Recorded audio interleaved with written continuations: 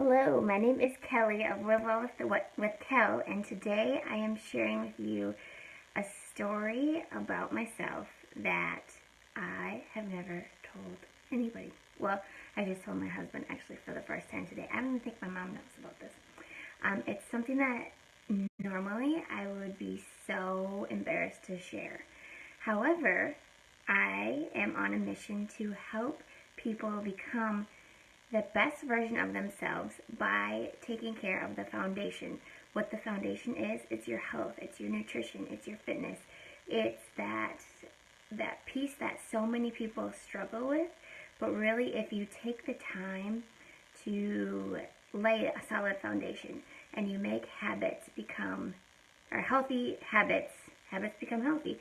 If you make healthy habits just a part of who you are and how you operate, then that takes away that energy of like the frustration of getting started with a workout program or eating right. When you work on becoming that healthy version of you and that just becomes your way of being, then you can launch into that best version of you that you want to be, the one that you doesn't have to spend all that time worrying about if I ate this, if I didn't eat this, if I worked out, all of those things that we sometimes let consume our minds, which really can eventually do more damage than good to our fitness and our health journey. And so that's what I'm here to share with you today, is a story that is like embarrassing. It's not embarrassing now, and the reason why I'm not embarrassed to share it now is because I know if it can help one person, if one person can relate to this, then I don't care. I'm going to share it, and I'd love to hear from you if it helps you, because then it makes it even feel less embarrassing for me to share.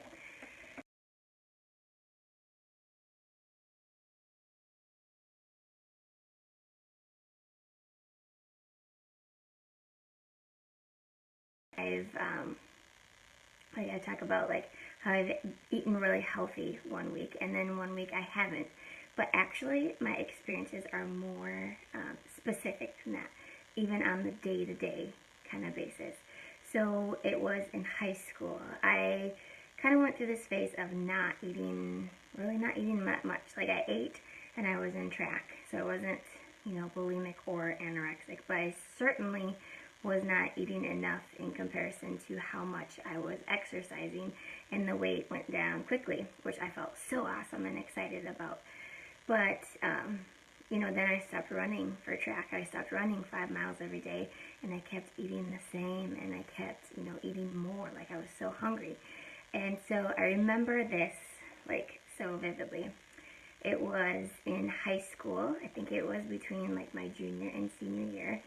I would eat really well, like, during the day, kind of like how I eat now, just, steady, consistent nutrition. I knew what was right for me and what wasn't. I'd have, like, sometimes what's now called intermittent fasting, where I would eat kind of later in the day, because I was home for the summer, like, just hanging out and doing stuff, so I wouldn't eat till I was hungry. So I ate pretty decent during the day. But then nighttime came around. And I would hang out, just watch TV, do whatever kids do. And then my parents went to bed, and I stayed up a little bit longer watching TV. And I would go in the freezer, and I would go and make a bowl of ice cream, and I would eat ice cream every single night for, like, a long time. Not, like, the whole summer, I don't think, but a good bit. And my favorite was, sounds weird, I would take vanilla ice cream, and I would put a little glob of peanut butter in it and stir it up, and then put in some Rice Krispies. If I was feeling really fancy, I would even add in some chocolate chips, and it was so good. And I remember just feeling like, oh, I'm just going to hide this. I'm just going to sneak this in tonight. Nobody will notice. And I would, like, wash my dish and put it away. Who am I kidding? Of course my mom noticed. She had to. Like, she kept buying ice cream because we ran out. But who was eating it? It was me.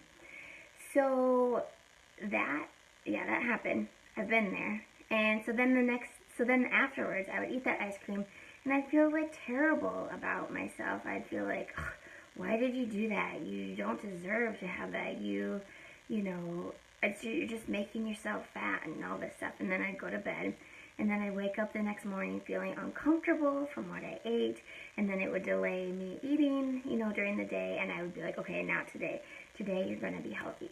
And I would just repeat it again and again and again. And that was a good chunk of one of my summers. And it was so terrible and embarrassing to share, but also it's the truth. It's part of my story, and it's part of kind of how I got here today. And so that's why I'm sharing it here with you, is because maybe you can relate to this. Maybe it wasn't ice cream, but maybe it was something where you will or would before, maybe you still do, eat something, but you don't want people to know that you're eating it. You just kind of like secretly sneak it into your lunch bag, or at night when no one else is up, and kind of sneak those snacks. You feel kind of naughty about it. But one of the things that I started, what finally like clicked in my brain was, why am I doing this like at night after everybody goes to bed? Why can't I just have a bowl of ice cream and then enjoy it during the day? Like, what is going on? Why is this? And that's when I knew something was weird. That's when I knew, like, I wasn't enjoying this so-called yummy food, this food that I really enjoyed, like, ice cream. It was becoming something not enjoyable for me at all. It was becoming, like, a thing for me. It was becoming something I ate too much. I didn't feel good about myself anymore. And then I just kept going to it because I don't even know why. Because that's actually what I took some time to figure out. And so that's what I'm able to share with you, is exactly kind of what I did figure out. So the thing that changed is I just knew I had to do something different. And I knew I had to stop hiding it. And to stop hiding it, I just had to stop doing it, really. Figure out, why am I eating this late at night? Why do I feel the need to keep it a secret? Why can't I just say, yeah, I had ice cream, or, oh, I want some ice cream, and enjoy it and have that social experience? And so that's kind of really, truly the start of my journey, I guess, of kind of why I've taken on this role of health coaching and wanting to help people, is because when you say you've been there, or like you feel like you're sneaking treats, or you are eating late at night, or you eat snacks even though you don't feel like you should, hello, I have totally been there. And so that's really just something I wanted to share with you, is how different it would have been or could have been if I wasn't feeling this compulsion, this need to hide this food. Because I could have been eating the same ice cream all summer, but not been hiding it. And it would have made a completely big difference in my nutrition and in my experience that summer. I wouldn't have felt bad about it. I would have enjoyed it in front of people. Because that's one of the biggest things we talk about, and within my health coaching, working one-on-one with clients and in programs with people, is we talk about how who you are when you eat makes just as big of a difference, if not more of a difference, than what you actually eat. Think about it. Like, if you're that person hiding to eat your food, or if you're that person like scarfing down your food in such a hurry, you're not enjoying it. And food is meant to be enjoyed, and it's meant to be this like positive, good experience. But we've kind of just turned it into this like negative thing where it weighs us down and makes us feel bad about ourselves. And so that's when I realized, like, I wasn't eating the way I wanted to feel. Like, I wasn't eating in a way of feeling powerful. I was just eating in a way of feeling full. And food should be making us feel powerful, right? Like, it should make you feel good and energized and want to, like, keep doing things and not have to take a nap or go to the bathroom or feel ashamed of yourself or step on the scale every time you eat. But instead, food was kind of becoming my power. Like, it was taking over me in, how I was behaving, how I was at night when I would eat it, like sneak that ice cream in, during the day when I felt like I couldn't have any treats, or like I had to eat super good because I did so naughty the night before, or, I was like eating a lot more than I probably should have, and then a lot less than I needed to during the day. And it was just this nasty, crazy cycle. And so that is what I took the time throughout the last several years to learn and really get familiar with, is like, who you are and how you eat matters tremendously. It makes such a difference. And you want to eat. You should want to eat. I want to eat. I've come to a place where I want to eat, where I feel like I am in my power, and I feel good, and I'm in control, and I can eat things that I know are good for me, and I'm not going to be just mindlessly snacking on things or going to the freezer late at night. Like yesterday, I had like 2 cookies. Well, I'm pregnant. I had 2 cookies, and my husband asked where the cookies went, and I was like, I ate them. You know, I wasn't hiding it anymore. I'm not hiding what I'm eating anymore. I'm not making it this secret that I feel bad about. I just say, yeah, I ate it because I was hungry for it, and I really enjoyed it.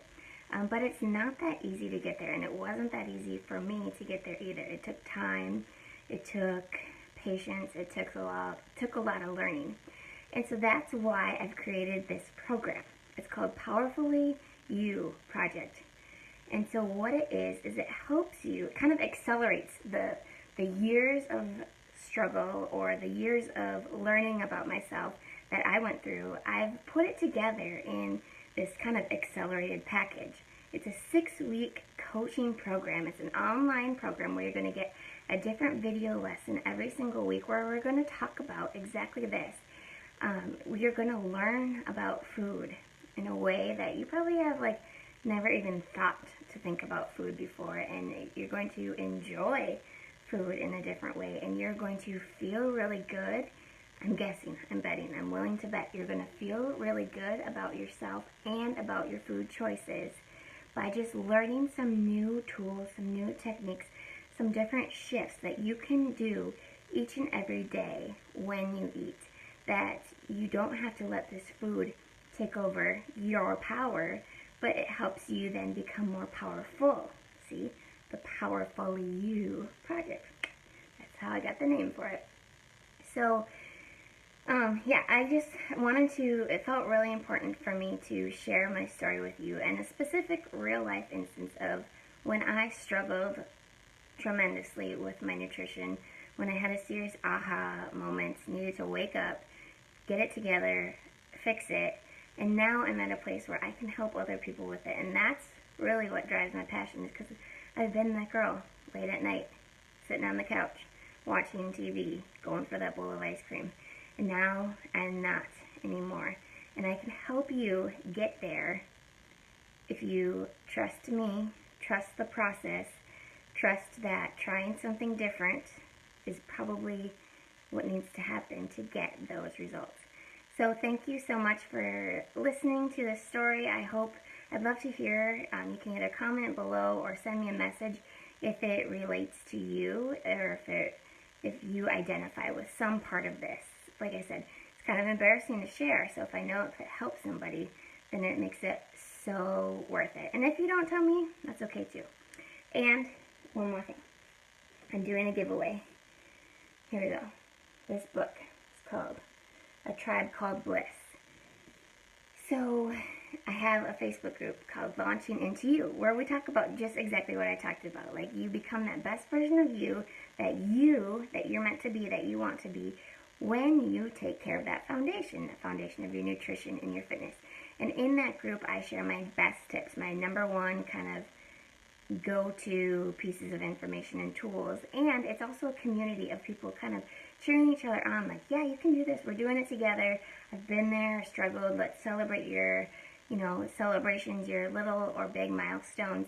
And so what I'm doing is I'm giving away 2 copies of this book to the first, or not to the first, but to anybody who joins the group.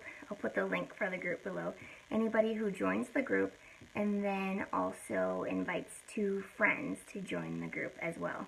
And how will I know if you've invited those friends? You're going to introduce yourself. Just put a quick note in the group like, hey, I'm so-and-so here, new to the group, and then tag your 2 friends that you've added as well. And that puts you in the drawing for 2 of these books. I'm going to go to the book signing on Thursday. I'm so excited to meet the author, Lori Harder. She's awesome, amazing. You can see kind of right there. Yes, so thank you for listening. I'd love to hear your feedback, and more to come soon about how I was able to overcome this big kind of challenge in life to make it, just part of who I am, and now I'm proud of it, and